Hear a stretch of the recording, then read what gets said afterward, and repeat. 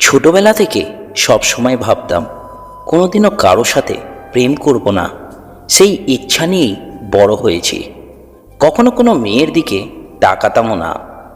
মেয়েদেরকে সব সময় এড়িয়ে চলতাম। এভাবেই কেটে গেল অনেকগুলো দিন, অনেকগুলো বছর। দেখতে দেখতে কলেজ পাশ করে ইউনিভার্সিটিও শেষ হয়ে যাওয়ার পথে। আমি এখন লাস্ট ইয়ারে পড়ি, কিন্তু কি করব, যা কখনো কল্পনাও করিনি তাই হলো। আমি একটি মেয়ের প্রেমে পড়ে গেলাম। আসলে তাকে আমার আরও অনেক আগেই ভালো লেগেছিল। প্রিয় বন্ধুরা, পুরো ভিডিওটি শুনে যাবেন। যদি আপনাদের সাথেও এরকম কোনো ঘটনা ঘটেছিল তাহলে অবশ্যই কমেন্টে জানাবেন। যখন তাকে আমি প্রথম দেখেছিলাম তখন ছিল সম্ভবত জুলাই মাস 2016 সালে। আমাদের এক স্যারের কাছে প্রাইভেট পড়তে গিয়ে দেখা হয়েছিল। সে আর আমি একই ইউনিভার্সিটিতে একই ইয়ারে একই বিষয়ে অনার্স করছি। একদিন তার ফোন নাম্বারটা আমি স্যারের খাতা থেকে নিয়ে মোবাইলে সেভ করে রাখি, কিন্তু তাকে আমি কখনো ফোন করিনি। এভাবেই দিন কাটতে থাকে। হঠাৎ একদিন তার ফেসবুক অ্যাকাউন্টটা আমার ফ্রেন্ড লিস্টে চলে আসে। আমি তাকে রিকোয়েস্টও পাঠাই, সে গ্রহণ করে। ও হ্যাঁ, বলা হয়নি, এর আগেও আমি তাকে ফেসবুকে অনেক খুঁজেছি, কিন্তু কখনো পাইনি। এখন যখন পেয়েছি তখন তার সাথে হাই হ্যালো দিয়ে কথা বলা শুরু করলাম। কিন্তু প্রথমেই সে আমাকে চিনতে পারল না। আসলে অনেক দিন আমাদের কোনো দেখা বা কথা হয়নি, তাই আমি তাকে আমার পরিচয় দিই। আমার সম্পর্কে তার যতটুকু জানা ছিল তা বললাম। সে মনে করতে পারল এবং একটু হাসল, কারণ সেও জানতো আমি কখনো কোনো মেয়ের সাথে কথা বলতাম না, এমনকি তার সাথেও না। আজ হঠাৎ এভাবে তার সাথে কথা বলছি তাই তো এভাবেই কথা চলল। সে আমার, আমি তার খবর নিতে থাকলাম। দিন দিন কথা বলতে বলতে আমি কখন তার প্রেমে পড়ে যাই বুঝতেই পারি না। সে কথা না বললে আমার মনটা ছটফট করত।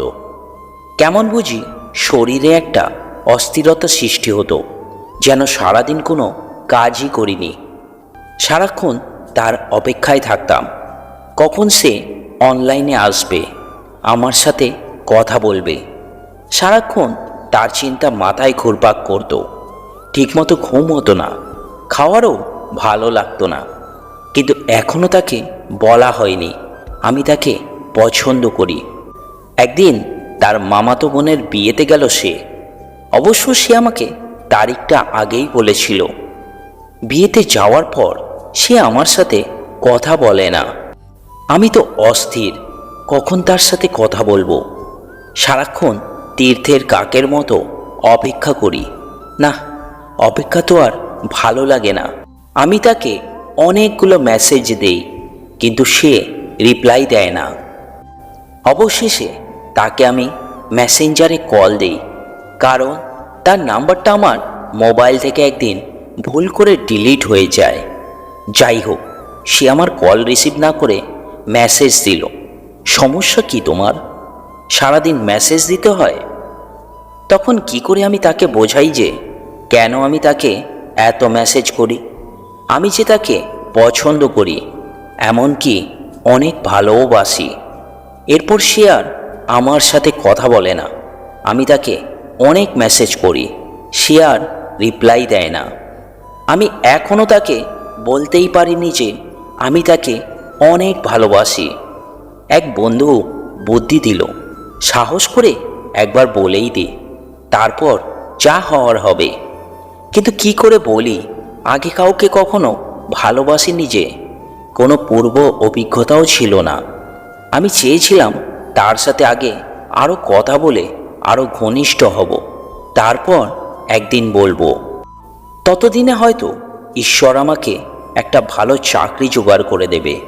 কিন্তু সে তো আমার কথা শুনতেই চায় না। হয়তো সে আমাকে পরীক্ষা করছে, হবে হয়তো, তবে এখনও হাল ছাড়িনি। তাকে একদিন বলবো আমি তোমায় ভালোবাসি। দেখতে খুবই মিষ্টি, স্বভাবটা ছিল অমায়িক, খুব ভদ্র, নম্র।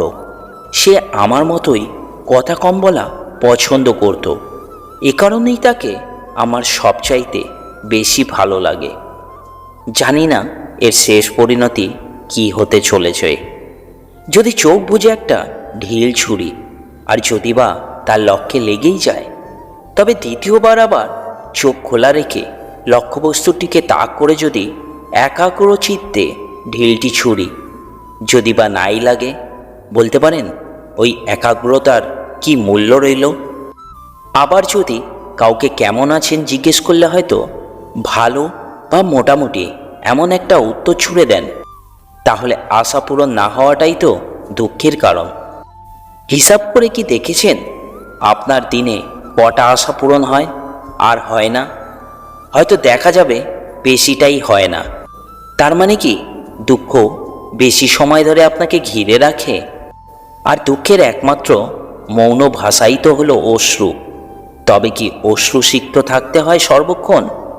আমাদের জীবনটা আসলে খুব মজার, মজার মতো করে নিতে হয়, বুঝে নিতে হয়। সুখ পাওয়াটা যেমন মজার, আনন্দের, দুঃখ পাওয়াটাও তেমনি মজার ব্যাপার, কিন্তু পুরোটা উপলব্ধির ব্যাপার। আপনি কখনো করে দেখেছেন কি একজন হাস্যকর কুৎসিত চেহারার ব্যক্তির নিশ্চয়ই দুঃখের সীমার পরিসীমা নেই। তার ভাষায় মানব সংসারে যাবতীয় অপরাধ একা আমি করেছি, অন্য কেউ দায়ী নয়। আসামি হাজির, জন্মেছি মানুষ হয়ে, এ আমার বড় অপরাধ।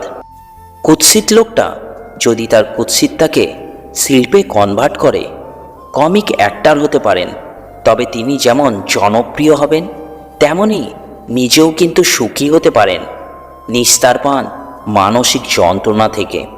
একটা বিষয় লক্ষ্য করেছেন, আপনি ভালো কাজ করতে যাবেন, বাধা অপরিসীম, করুণায় বিধাতা দান করবেন। খারাপ কাজে অবশ্য তার বিবেক বাঁধলে বাধা তিনি দিতেও পারেন, আর না দিলে তো পগার পার। আসলে আমরা আমাদের জীবনটাকে ভালোভাবে তৈরি করতে পারিনি। পারলে হয়তো জীবনটা আরও উপভোগ্য হতো। জীবনের প্রতি আমাদের ঘৃণা জন্মাবার একমাত্র কারণ বিফলতা। আরও একটা মজার কথা শুনবেন, নতুন জিনিসের কদর সর্বদা বেশি, তাই না?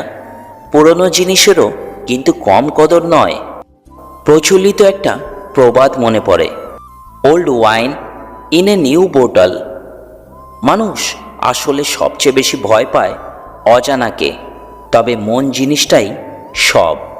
আমরা কি আজও পেরেছি আপনাকে জয় করতে? পেরেছি কি নিজেকে আজও জানতে? এই পৃথিবীতে কোনো কাজ কি 100% সঠিক হয়? যতটা আমরা পেতে চাই, ততটা পুরোপুরি প্রাপ্তি আমাদের কোনো কালেই ঘটে না। আমরা নিজের ত্রুটিকে বড় করে দেখি, যা আদৌ উচিত নয়। নিজের দুর্বলতা অতিক্রম করার চেয়ে নিজের শক্তিকে আরও উন্নত করে শেষ পর্যন্ত মানুষ জয়লাভ করে। পৃথিবীতে মানুষের ভিড় যত বাড়ছে, মানুষ তত একা হয়ে যাচ্ছে। জীবনটাও একটা অজানা বইয়ের মতো, পরের পাতায় কী লেখা আছে তা কেউ জানে না।